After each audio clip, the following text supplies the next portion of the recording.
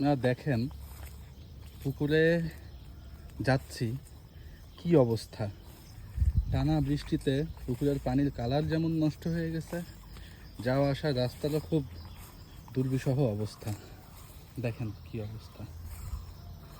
Actually কষ্ট ছাড়া কোনো কিছুই হয় না। সাফল্যের মূল চাবিকাঠি হচ্ছে কষ্ট। কষ্ট করলেই একমাত্র আল্লাহ পাক আসলে শূন্য থেকে বেটার কিছু দেন। আমরা যারা মনে করি যে মাছ চাষ খুব লাভ, কি বলা যায় এটাকে, মাছ চাষ খুব লাভের একটা পেশা, সেটা অবশ্যই ঠিক। দেখেন আমার পায়ের অবস্থা, দেখেন আমার পা, দেখেন কি অবস্থা।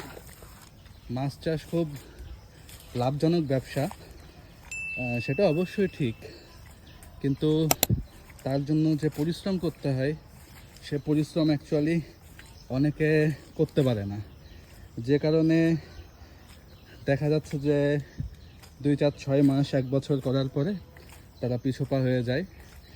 অ্যাকচুয়ালি ভাই, পরিশ্রম না করলে জীবনে আপনি কোনো কিছুই পাবেন না।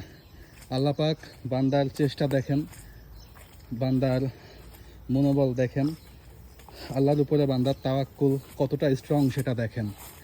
সো যে ব্যবসায় শুরু করেন না কেন, অবশ্যই পরিশ্রম করার মানসিকতা থাকতে হবে। পরিশ্রম করার মানসিকতা না থাকলে অ্যাকচুয়ালি কোনো ব্যবসাতেই আপনি লাভবান হতে পারবেন না। আল্লাহ হাফেজ, ভালো থাকবেন সবাই।